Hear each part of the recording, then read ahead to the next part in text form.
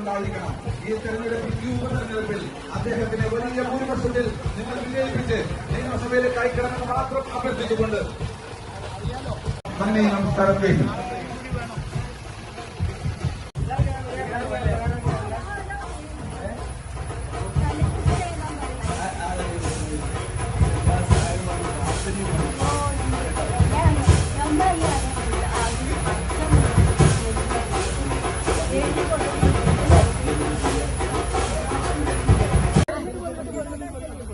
Shahina, Mujeeb Rahman,